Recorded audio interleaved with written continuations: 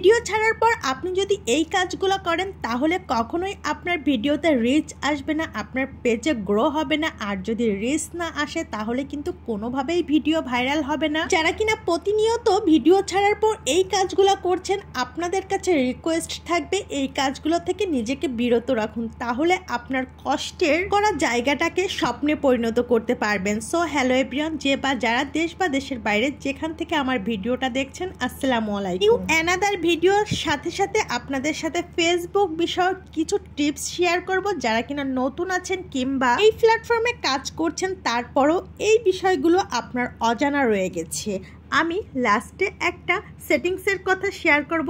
যেই সেটিংসটা অন করে রাখলে আপনি খুব বেশি উপকৃত হবেন। যারা কিনা নতুন, আজকের ভিডিওটা হতে যাচ্ছে তাদের জন্য অনেক অনেক গুরুত্বপূর্ণ। যারা কিনা প্রতিনিয়ত আমার ভিডিওটা দেখেন কিন্তু লাইক কমেন্ট করেন না, তাদের জন্য বলছি একবার হলেও আপনার ওপিনিয়ন শেয়ার করে যাবেন, ভালো কিংবা খারাপ। আপনারা যদি জাজমেন্ট না করেন তাহলে আমার ভুল ত্রুটি কিভাবে আমি শুধরিয়ে নিব। একটা ফলোর মাধ্যমে আপনাদের হৃদয় একটু জায়গা দিবেন এই ছোট্ট বোনটা। জানেন তো আমার কলিজার আপুরা ভাইরা, ছোট বেবিকে নিয়ে কাজ করছি, অনেক বেশি কষ্ট হয় ভিডিও তৈরি করে, সে ভিডিওকে আবার এডিট করে ভয়েস অ্যাড করা, সব কিছু মিলিয়ে অনেক বেশি কষ্ট হয়ে যায়। আপনাদের কাছ থেকে এতটুকু ভালোবাসা যদি না পাই তাহলে কিভাবে হবে বলেন।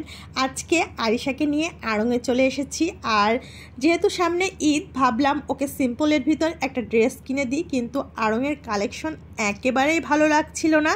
যাই হোক, যেহেতু ভালো লাগছে না, আরিশার বাবা বলছিল পরে আরেকদিন এসো, আরেকদিন এসে দেখো। তারপরও আমি ভাবছিলাম যেহেতু ওর বাবাকে নিয়ে এসেছি, দুজন খুব একটা যাওয়া হয় না একসাথে, তাই আমি বারবার দেখার চেষ্টা করছিলাম দেখি একটা মিলাইতে পারি কিনা। কিন্তু দুর্ভাগ্যবশত কোনোভাবেই একটা ড্রেসও আমার ভালো লাগলো না, ওর বাবারও ভালো লাগছিল না। আর এই ড্রেসটা যদিও একটু ভালো লেগেছে, কিন্তু এটা আবার স্কার্ট, ওর অনেকগুলো স্কার্ট আছে, দ্যাটস ওয়াই এই ড্রেসটা আর নিলাম না। আর এখানে বাবা আর মেয়ে কি জানি করছিল, আমি দূর থেকে জাস্ট একটু ক্লিপ নিলাম। এখানে দেখেন এক আপু কি সুন্দর মেহেদি পরছে, আর এই আপুটা কি সুন্দর আর্ট করে দিচ্ছে, ভীষণ ভালো লাগে।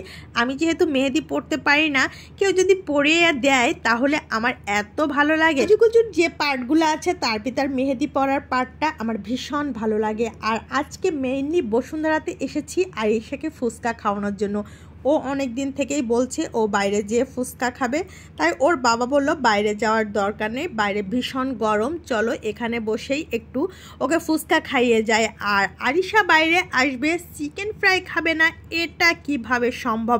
এটা তো কোনোভাবেই সম্ভব না। তার বাবা কখন জানি একটা চিকেন ফ্রাইও অর্ডার দিয়েছে, সেটা তো আমি জানতামই না। আমি ওকে বারবার বলেছি যে ওকে নিয়ে বাইরে আসলে কখনো চিকেন ফ্রাই দিবে না। তারা যতই খেতে না দিতে চাক না কেন, বাবারা কিন্তু একটু অন্যরকম ভালোবাসে মেয়েকে।